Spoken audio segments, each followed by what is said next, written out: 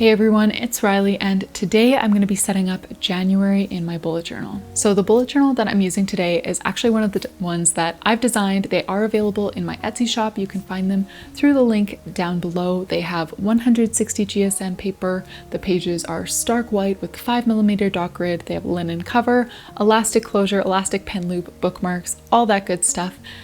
I used one of these journals for all of 2023, and I will definitely be continuing on with them for 2024. So join me for this really nice and quick bullet journal setup for January.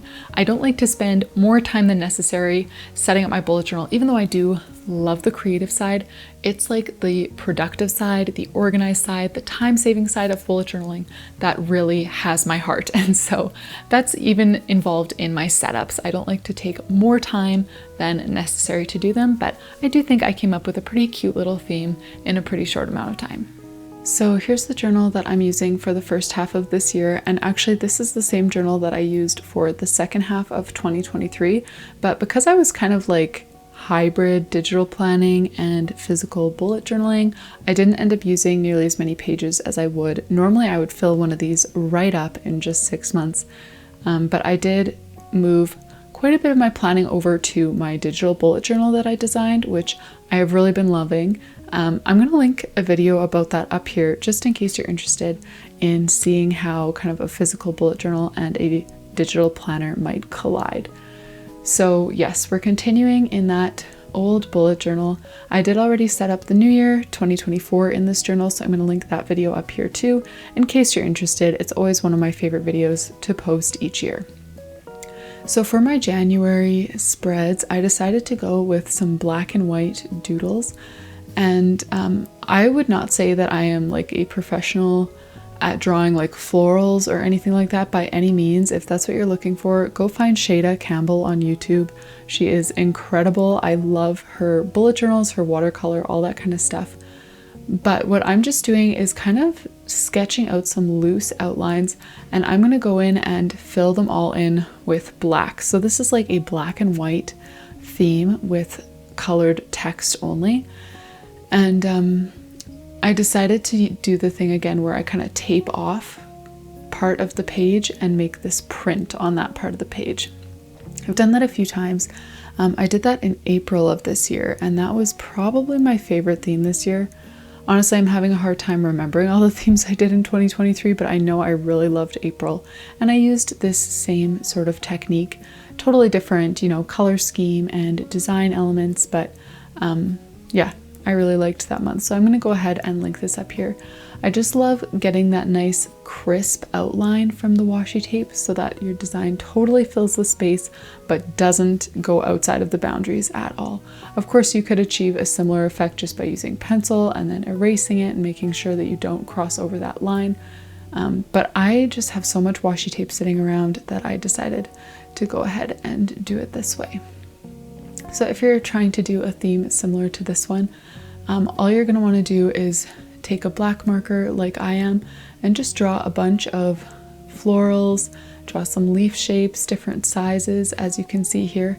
And they don't need to be too perfect because you're going to go in with black and just color in all of the main chunks. So even if some of your outlines are in the wrong spot, you can kind of adjust that when you go in and do your coloring. So it is a pretty forgiving theme in that way.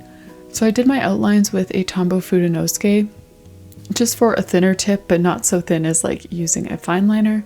And then I'm going in with just a brush pen. This is any water-based marker that you've got. Crayola would actually be probably even better for this. I don't always love coloring with a brush tip like this because I feel like I don't have that much control, especially over like, you know, little corners of leaves and stuff like that. But you'll just want any black marker to color in kind of the main pieces of your design.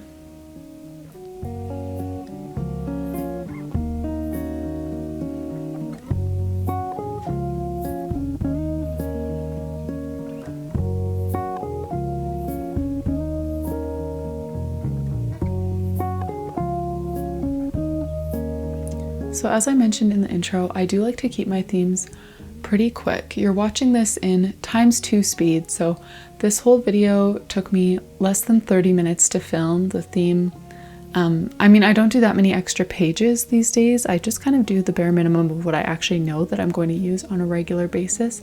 But to set up all the pages that I do in this video took me less than 30 minutes. And as I said at the beginning, that's kind of the point for bullet journaling for me. Yes, I love being creative and having these cute and fun spreads, but that's part of the challenge, is finding a way to, you know, get creative doodles down on the page, but do it in a way that it doesn't like infringe on time that I want to be spending on other things. So my journal is all about keeping me productive, aware of what tasks need to be done, and just keeping me on task all the time.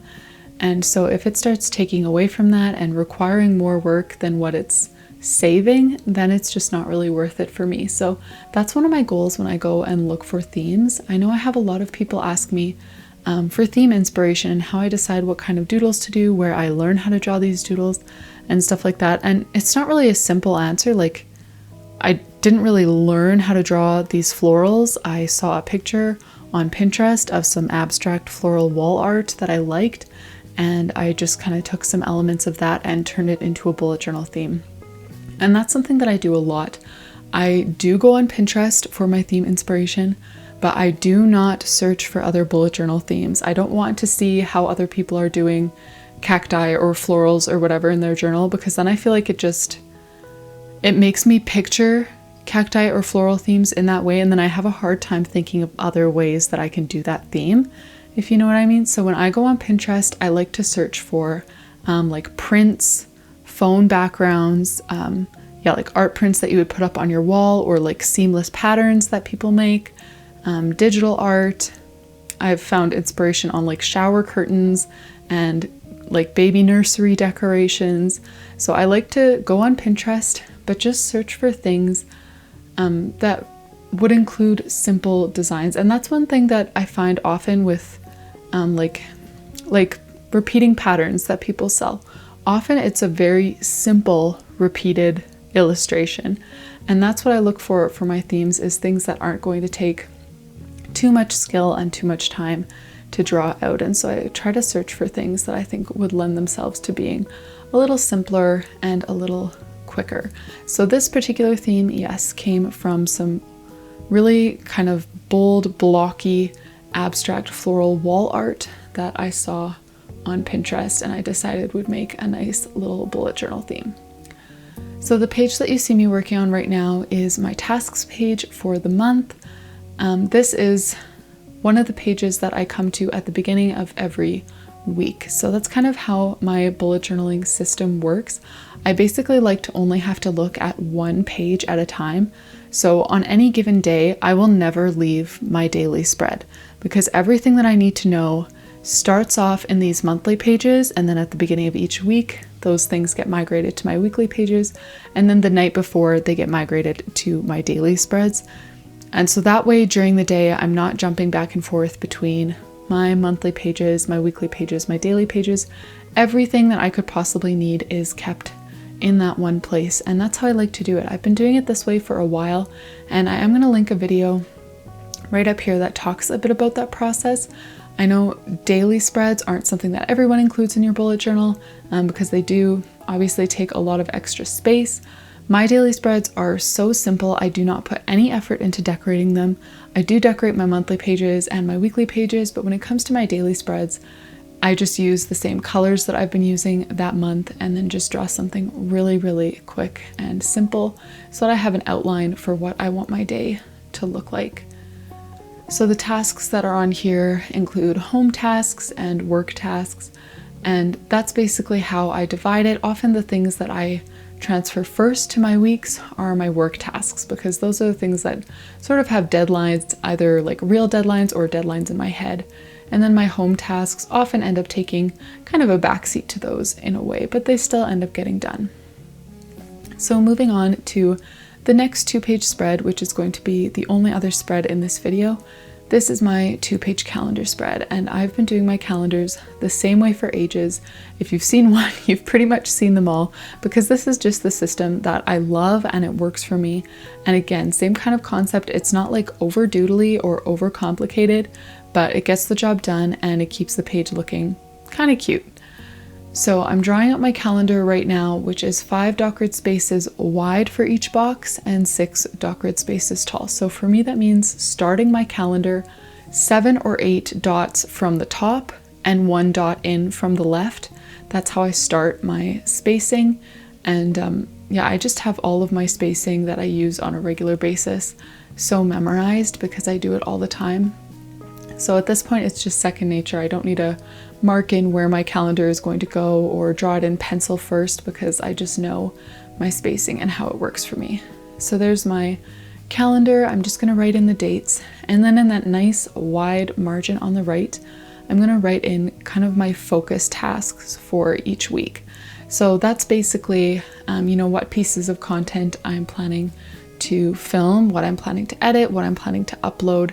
And then if there's, you know, another major task or two, those will go there. So this doesn't usually directly overlap with the tasks page that you saw. That one is more like tasks that aren't routine. You know, like it's very routine for me to have to film 1 or 2 YouTube videos a week and then edit 1 or 2 YouTube videos a week. And so those are the things that go into my focus box, just writing the specifics of what those videos are. But that kind of thing wouldn't go into my big monthly tasks page because it's something that I know is going to be a part of every week. That would be more for something more special having to do with certain projects. Like for example, when I was designing my digital bullet journal bundle, I would have different tasks like outlining the monthly pages and finishing this many monthly themes or whatever it may be. Those kind of things would go onto my work tasks page. So as you can see, I'm keeping my calendar really, really simple, going back in with those bold black florals and just drawing all the outlines, which will soon be filled in with marker. Now, I would love to hear from all of you. What kind of theme are you using this month, whether you're actually watching here in the month of January or whether it's a totally different month? I would love to hear what theme you're using. And are there any themes that you would like to see me try to tackle in kind of my more simple approach to bullet journaling? If there are, let me know down below. I do try to post really doable bullet journal themes here on my channel for you to take and use in your own journal. And if you do ever decide to do that, I would love for you to tag me over on Instagram so I can see how they turned out.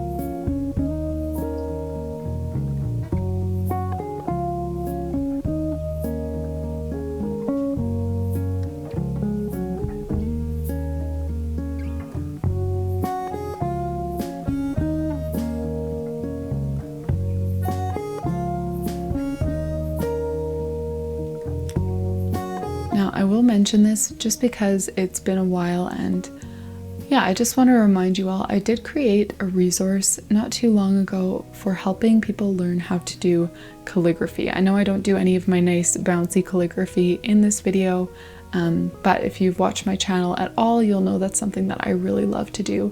And I've been getting requests to kind of teach or pass that knowledge on for a long time, and so I decided to make what I've called my basic calligraphy workbook. It is available in my Etsy shop. It's quite affordable. I think it's about $5, and you can go ahead and use it digitally, use it on your iPad, or you can print it out and use it physically. And it has all of the uppercase and lowercase letters, multiple different sizes, lots of space for practice, and yeah, it's just kind of my basic calligraphy font, as the title would imply.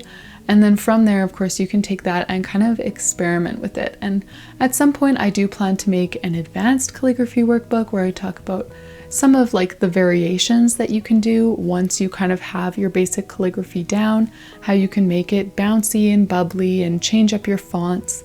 But I just wanted to start with this basic resource for you guys. So again, you can check that out in my Etsy shop if you are at all interested in something like that.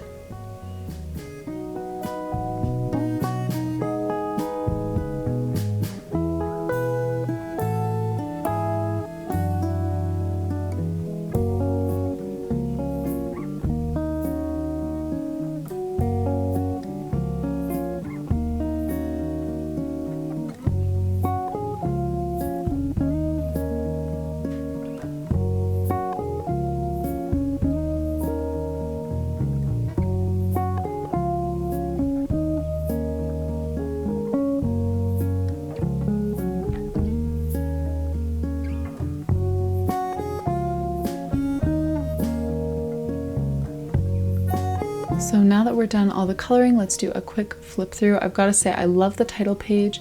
Not totally sold on the calendar page, but I know that it'll be perfectly functional for me to keep track of my events in January. Thank you all so much for joining me to set up today's bullet journal theme. I hope you enjoyed it, and I'll see you in the next video.